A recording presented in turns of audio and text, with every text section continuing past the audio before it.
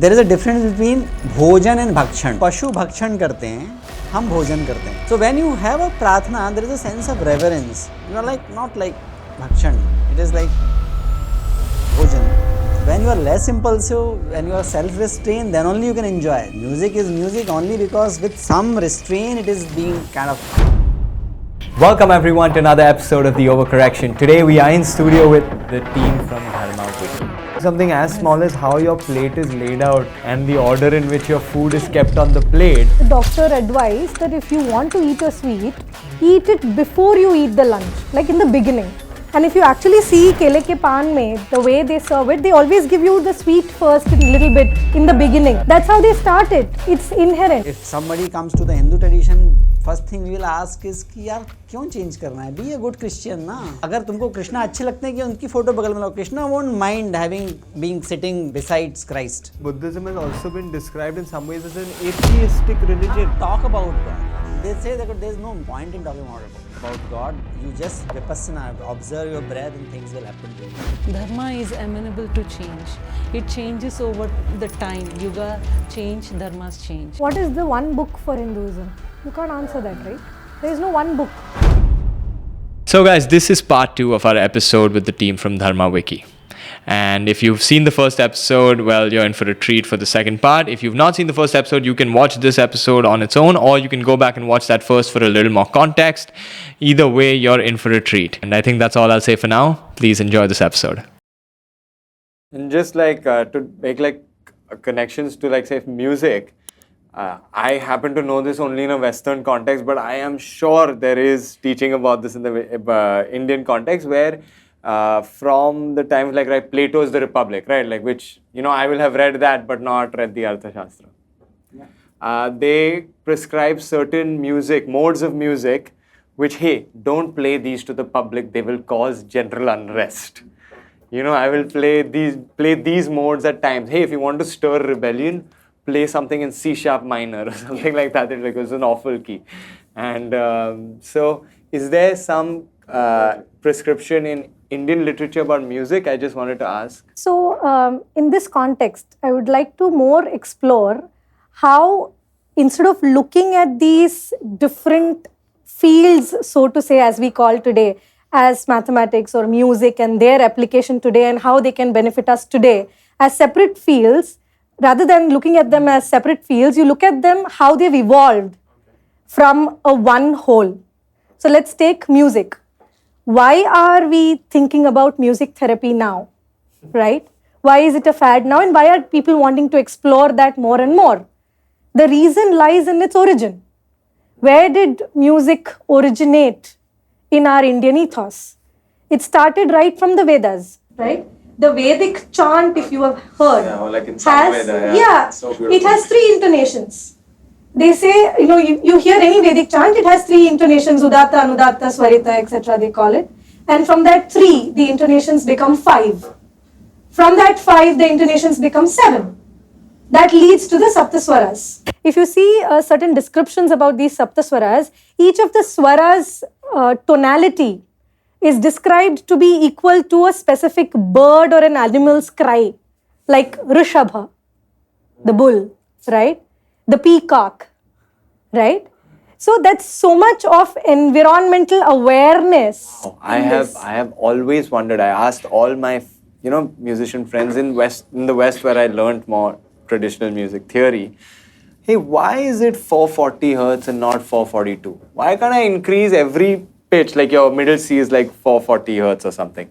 Like, why can't I increase every frequency by 5 hertz? Will it not make a difference? Like, it shouldn't in theory, but I'm actually getting a naturalism, an answer based in naturalism as to, hey, this is connected to organic. You are not going to change the peacock's call by 5 hertz, na? Right. So they took probably inspired from that. And then one major, difference here is you stand in one pitch in the Indian music, right? You take one pitch as the base and then you have a scale. Yes. Right? That defines Indian music, and it doesn't stop at naturalism there, right? And very important to that is also the bhakti movement. Right. That brings in the emotional aspect, the psychological aspect, and the spiritual aspect. Devotional aspect. Right? So when we talk about, when Sir spoke about well-being. It's not just physical or mental or spiritual. It's not isolated, right? It's a connection of all the three. So music, when you look at it as therapy, it works on your physicality. You know, when you're singing, obviously your vocal cords, your breath, everything gets worked up, right? Then because there is this aspect of devotion and bhakti that is very integral, right? I'm not just talking about devotional songs. There are also other songs which have emotional connect. Like, a Sakhi speaking to another Sakhi. The lyrical aspect of it brings in so many different kinds of emotions. And if you actually know the lyrics and feel the lyrics while singing it, you're actually experiencing that emotion, right? And when you go beyond it and address that through that music to the Supreme Being, the Divine, you get the spiritual aspect. That explains why, we are looking at music therapy as a option right now. Glad you brought it back, because until you said music therapy, I didn't even draw these parallels that, hey, this is already baked into our musical system. It's there. But now we have specific terminologies in which we are trying to fit these. I mean, I think, if anything, it just makes me realize the West is just really good at marketing, man. That's one thing we got to learn from them. They're good at process as well. Process and marketing. Processing and marketing, packaging, branding. That is also a science. That is very, very valuable. But that is only connected to artha and kam most of the time. So it is not bad thing. We have probably a lot to learn from that thing, but that is only artha, means how it is meaningful to them, or as long as I am doing it legally, and kam means being satisfying to the senses. But in any art form or any form, not only art form, whether it is Buddha says samyak ajivika, it is not only for the artha, it is for the kaivalya as well. So artha and kam always are guided by dharma and moksha. Which is that they're missing those two essential kind of I will not anchors. say kind of missing, but there is too much of highlighting the kam and artha as a parameter of success. So whatever considered to be the success, that is what being followed. The moment, if we are able to convey that artha and kam are not only the success, the real success is moksha. And moksha can be defined in different ways. For the karma yogi, moksha is remaining fully into the seva, doing it for the lokasangraha, moment to moment. That is moksha for them. For a bhakti yogi, Krishna Bhakt, being with the God in the Golok Dham is moksha. For a Jnani yogi, moksha means self-realization, because Brahman is the self. And for the Ashtanga yogi or Raj yogi, the moksha is samadhi. Whatever we start with, can it lead to moksha?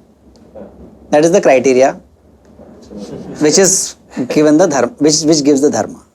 I wanted to ask you a question, because obviously a lot of the things we've covered, it is at an even, say, like an advanced level, but I wanted to maybe bring it down to a lot of the people we hope that will go to Dharmawiki, which is a lot of young people, we hope that they start reading about it. So I wanted to ask you, since you are teaching management at IIT, how have you found a way to bring in some of the kind of Indic knowledge frameworks into how you teach management?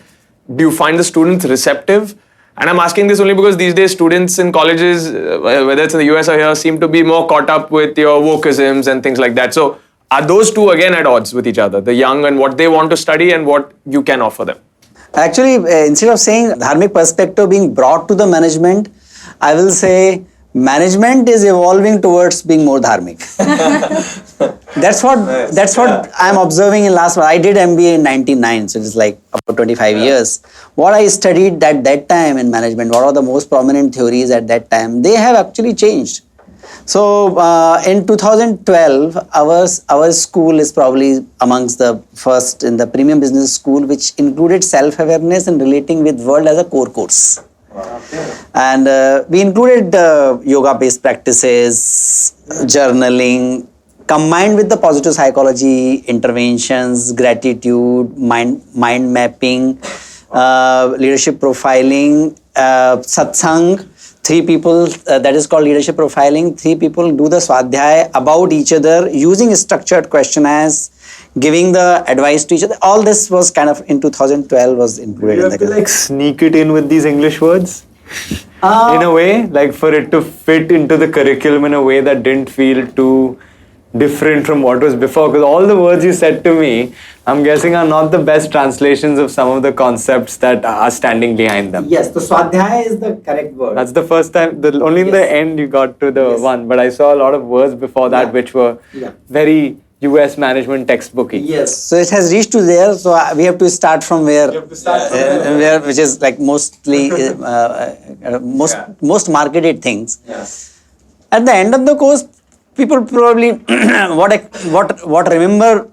what is being most remembered is the experience they have of the serenity and calmness after doing the yoga practice. So it is very clear after offering this course for last kind of 10, 12 years. Has enrollment gone up in the course? It is a core course now. Oh, it's a core. You have to take. So, and then we have actually looked at its impact on a host of things. Moral reasoning was the first thing we saw. That increases. There is one thing called altruistic behavior, psychological capital, sense of hope, resilience, optimism, that we found that increasing.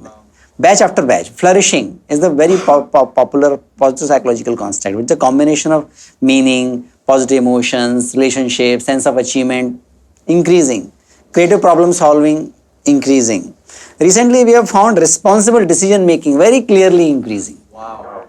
So, and that is all in management, and we have published these things in the management journals only. I'm so glad the first example you gave out of these few metrics was moral reasoning. Yeah. You know, because see, IQ had its time, then we evolved to EQ, everyone started appreciating it.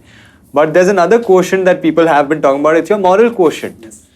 And people are finding, like, especially in, say, business, there's this idea that business is just capitalistic and it's inherently, like, only cares about profits. But the base of business, why business formed in society, was a way to help each other. You know, you go back to the barter thing, hey, we can both have more. It comes from a level of helping society on some level. No, it must. That's true. And many years ago, Business Today came up with a special issue, and I wrote an article, Business is Well-being. There is a very famous quote that business of business is business. So as a kind of response to that, I propose that business of business is well-being. Ultimately, all kind of well-being. And in IIT Bombay, there's a big club on the social entrepreneurship. The basic tenet of social entrepreneurship is that we are doing business which eventually help in attaining some or other sustainability development goal. Otherwise, business is kind of a notorious for increasing inequality, enhancing pollution, and making the life meaningless. Whereas there is a whole different way of looking at business which actually contributes to making the life meaningful, address the environmental problems, and increasing the and reducing the inequality. There is a concept, and now it is taking a shape of a theory called humanistic management. You know, the humanistic management says that human beings, as some of the economic theories propound and which became the basis of the management theory, is that we actually maximize the utility. That is one of the basic assumption. Whereas the humanistic management says human beings do not maximize the utility. We optimize, because we do not operate on utility, we operate on drive. Drive is more evolutionary and fundamental than utility. There was a great example of this, I think, in the Second World War, when something about when Hitler was staged one of his attacks, right? And every general who was planning a defense against that attack said, hey, he's never going to attack. You know, he's never going to attack us. It makes no sense on this utilitarian perspective. No. And then he attacked. They're like, hey, everything tells us that he should not have attacked. And they neglected the psychology of this man. Yeah. They neglected that, hey, he's not your rational utilitarian character, as no one really is. He's a psycho. He will attack whatever your models say.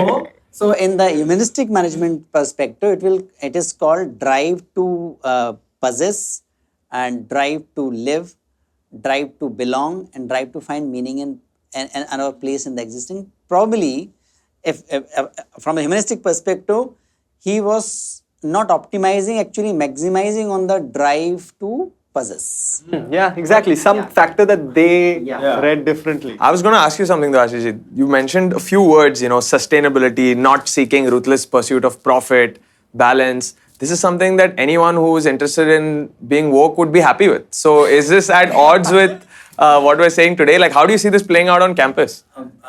Woke, there are many friends who take pride in calling themselves woke. Right. They are my friends as well. Yes.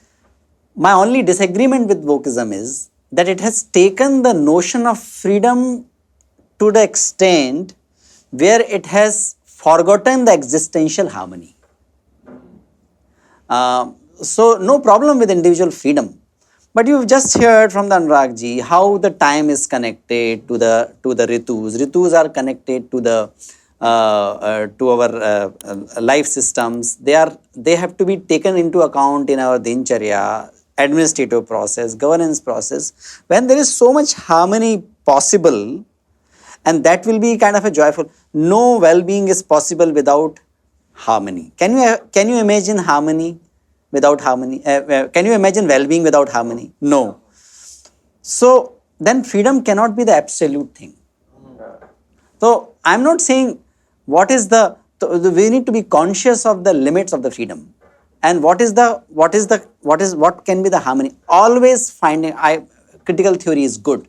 The whole wokeism is based on a critical theory. Yes. Critical theory is interested in identifying the difference in the power in different actors in a social in a situation.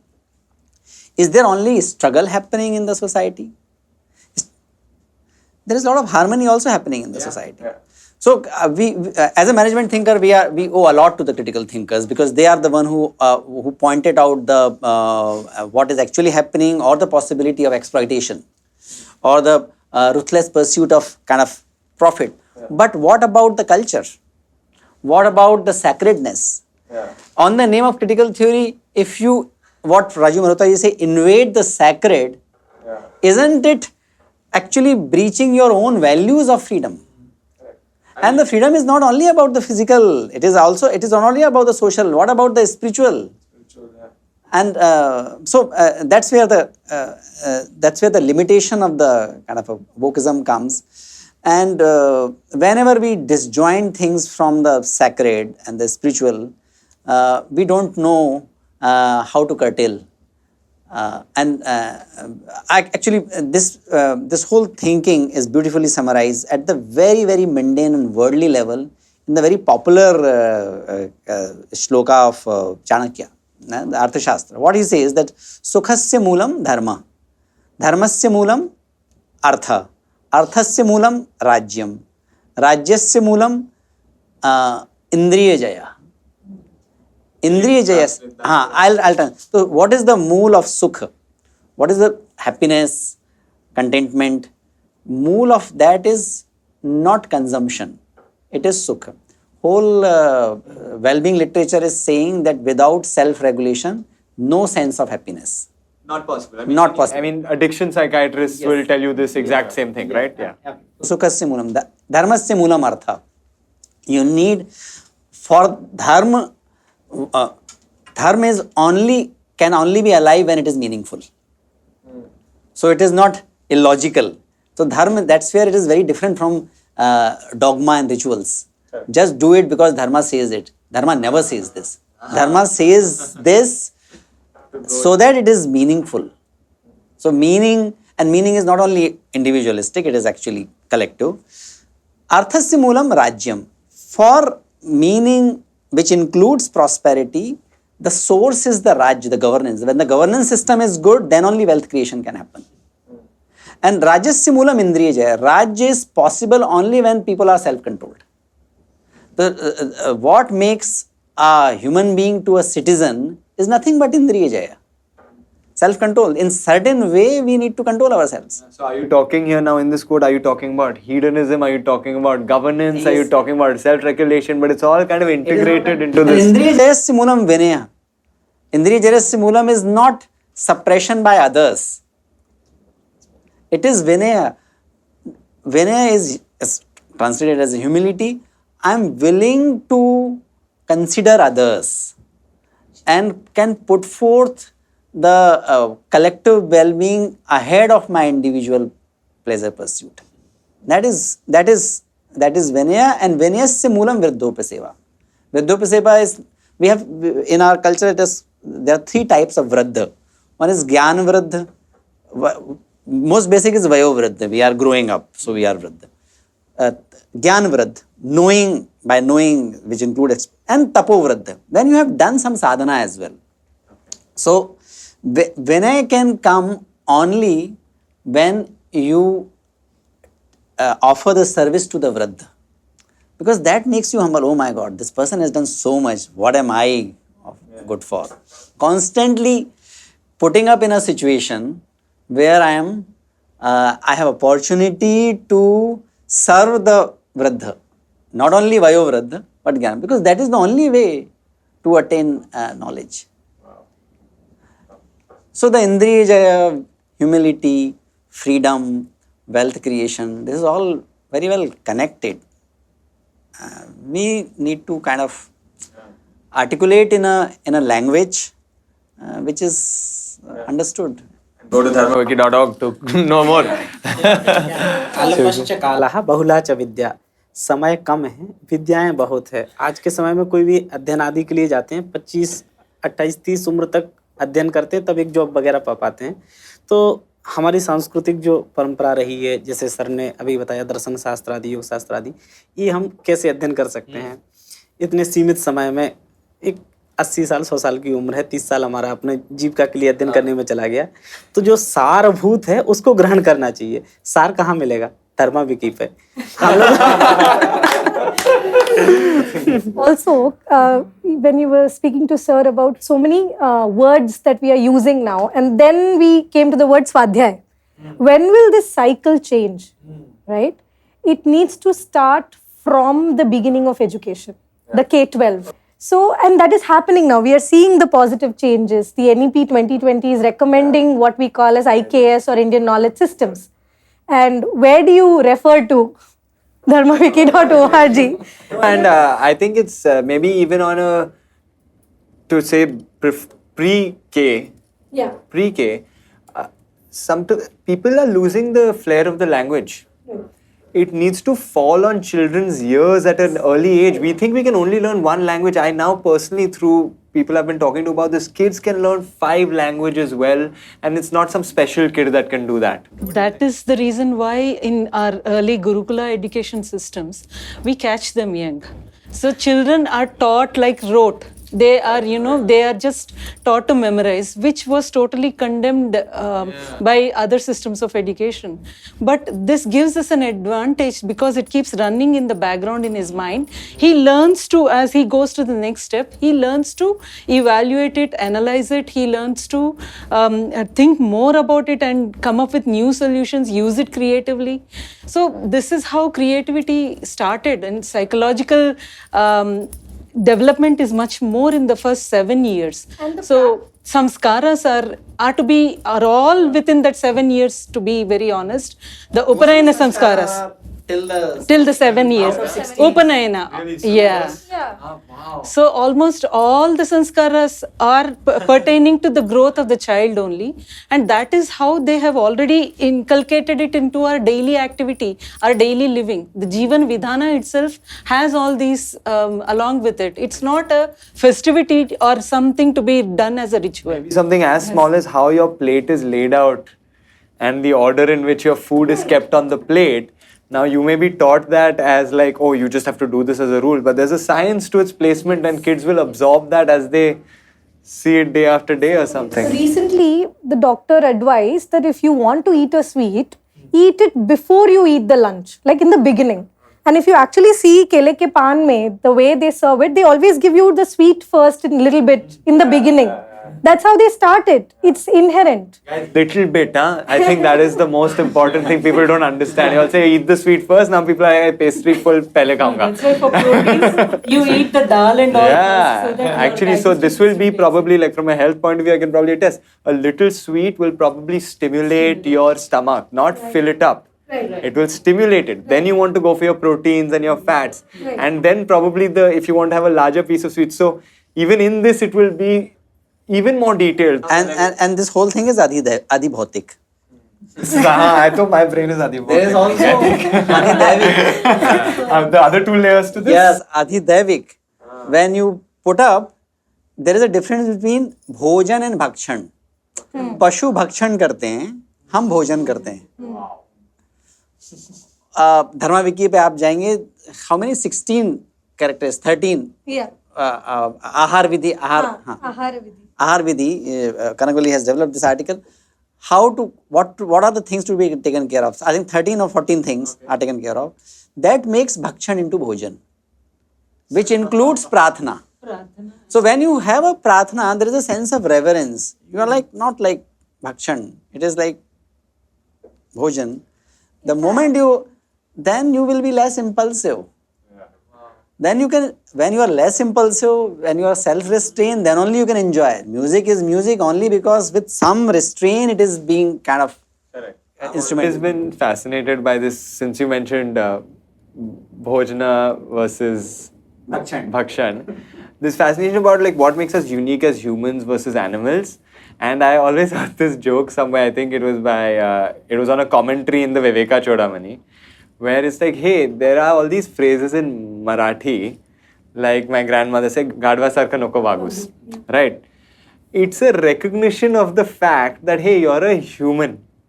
You do not need to indulge your animalistic tendencies and eat like a pig, as it may translate to English as well.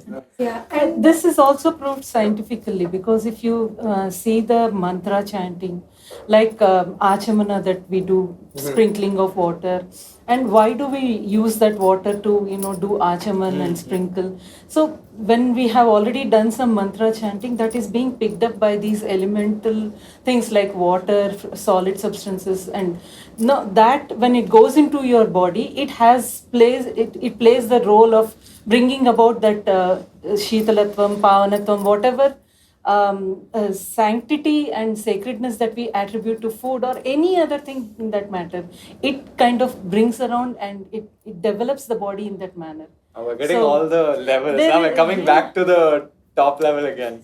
So there is experience, I mean there is mantra chanting for water, which I am sure you've heard about it. Yes. तो हमारी भारतीय परंपरा में भी जो कुछ भी धार्मिक हम लोग कृत्य करते हैं उसके पूर्व में आचमन का विधान है.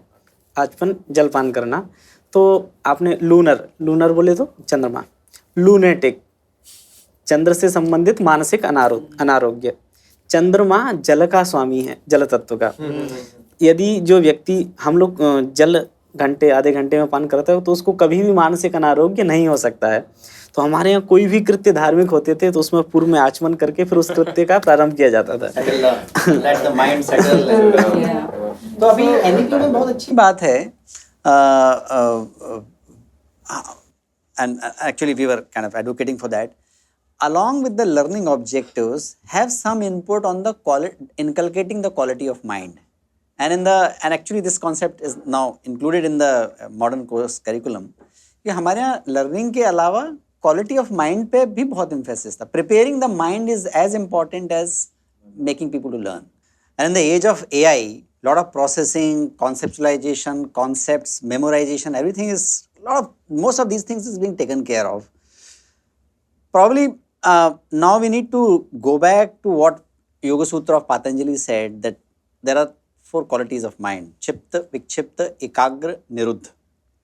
Chipta is the wavering mind. Vikchipta is sometime focusing, sometime wavering mind. Ekagra is the focused and concentrated mind.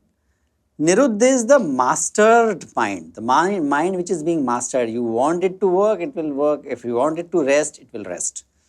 So, the quality of mind will decide our quality of learning. coming back to the Mahabharat, the Shanti Parv, there was a conversation of qualities of king, Yudhishthir and Bhishma. And Bhishma explained like so many qualities. Self-control hona chahiye, caring hona chahiye, intelligent, etc. There are so many qualities. And Yudhishthir asked, okay, what is out of these 13, 12, what are the most important? And then Bhishma says, Indriya Nigraha, self-control. What we are seeing in the age of AI is what? Ultimately, you have to have the self-control, that's it. When students come to our institute and parents say, okay, where do you think my kids have the career prospects, or the students explore, okay, what are the most fruitful fields to explore? We have come to the very fair conclusion that you just manage your body and mind, things will happen. So that's where the Indian system also says that you prepare the quality of mind. I have to ask this on this because I've heard this differentiation about, say, Dharmic religions or philosophies, call it what you want, and Dharmic Eastern philosophies and Western philosophies. So this idea that the Western philosophies or religions are a top-down approach. You know, you have the greatest embodiment of certain values, God, and you copy those and your life will trickle down into good life. Versus an Eastern philosophy, it's like, instead of going to the top, think of the smallest thing you can think of. Drive deep down, go smaller and smaller, and you find out the only thing that's left is your breath. And first just observe your breath. It's the complete other end of it. And from that breath comes all the other things. Like if you get your breathing right, somehow your mind will get right, somehow how you eat will get right, somehow how you move will get right. And is there anything you see about this sort of, is there a difference you see between, say, Western approaches in religion and Eastern approaches? It's the gross versus the subtle, right? Concept-wise. I generally look at the commonality in the traditions and culture instead of the differences. Yeah, that's as it should be. As it should be. It's the same. The truth will remain the same, as you said before. Yeah. So I don't believe that there's a lack of spirituality in any way in the Abrahamic religion. There must be spiritually realized. Probably the principles which are being articulated by some of them or by some of their followers is probably not understood properly, and so the same way we feel here. Yeah, many times this can happen. Actually, this can happen in many ways.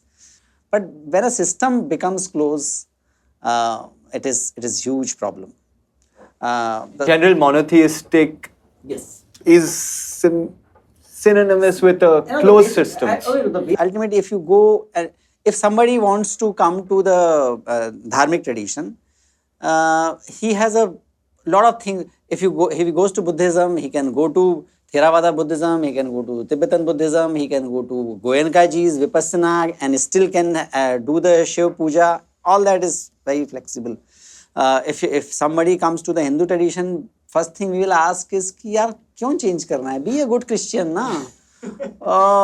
अगर तुमको कृष्णा अच्छे लगते हैं कि उनकी photo बगल में लगाओ. Krishna won't mind being sitting besides Christ. We are perfectly fine with that. Or even in the Buddhism, if you don't want to believe in the embodied God, you go and listen to Chinmayanji, and you will not hear anything, any word about like embodied God, self-realization. If you want to just embodied experience, just do Raja Yoga. Ramdev ji के पास चले जाओ या शिशिर के पास चले जाओ. There's like a whole completely open system, like market available. Amongst people, Buddhism has also been described in some ways as an atheistic religion. It does not even subscribe to the same way. They don't talk about God.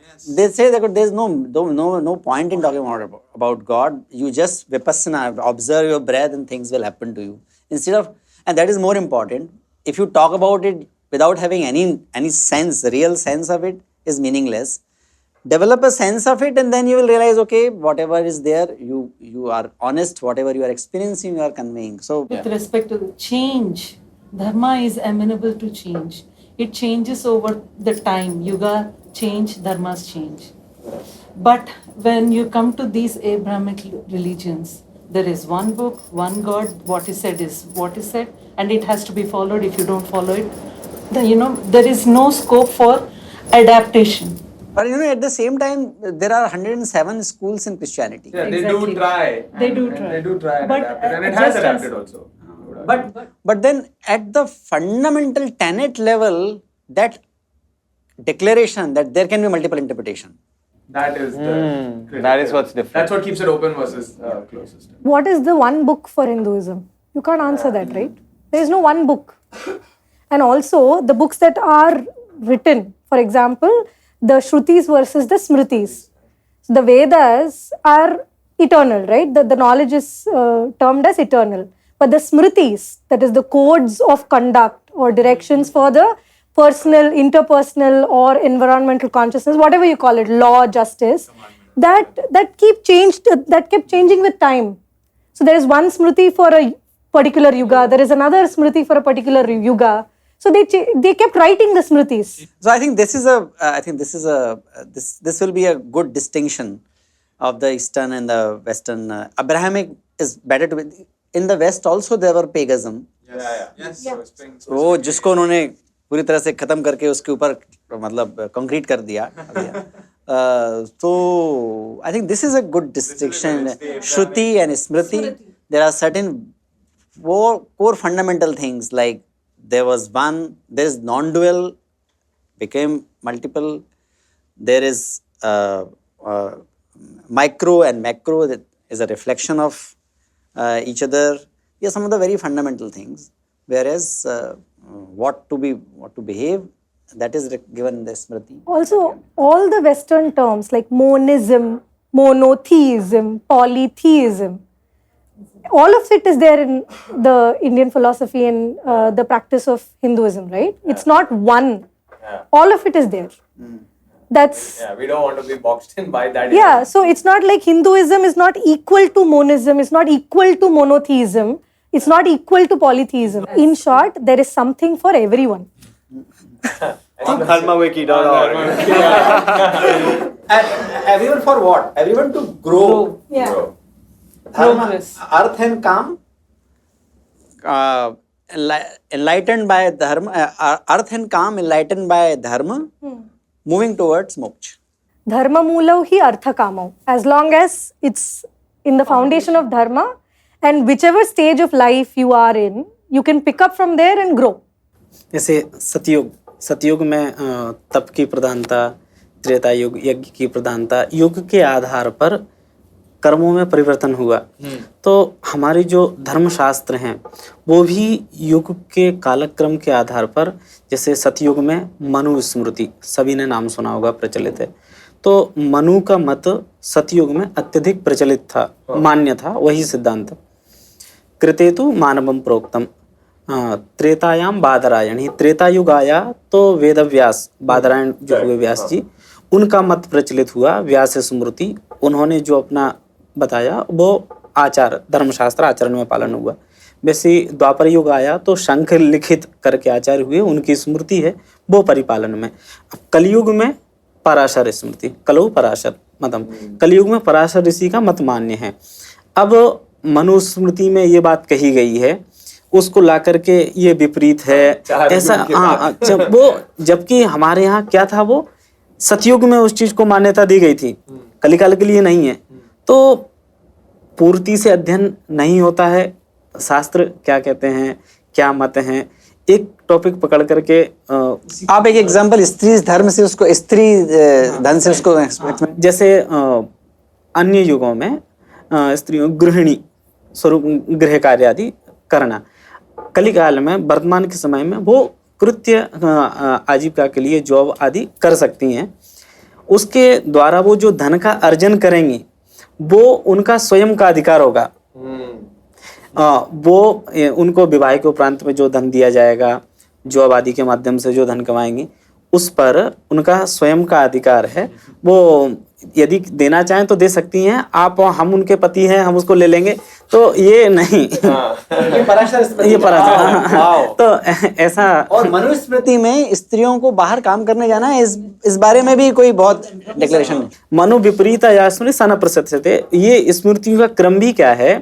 Parashar ऋषि ने भी उनके मत का ही समर्थन किया है, लेकिन कलयुग में कितना हो सकता है उतना उन्होंने विधान किया और उसका खंडन नहीं किया।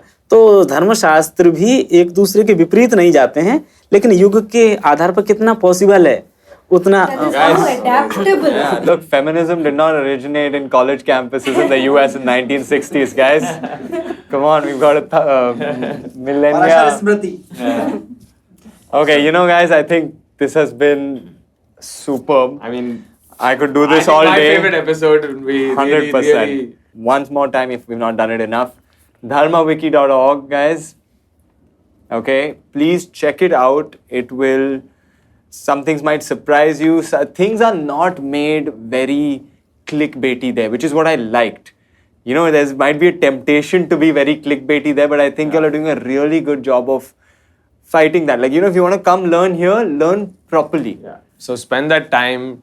Tell your friends, tell people that are younger if they want to learn more about it to go and explore. I think it's a tremendous knowledge resource that's obviously continuously growing as it should.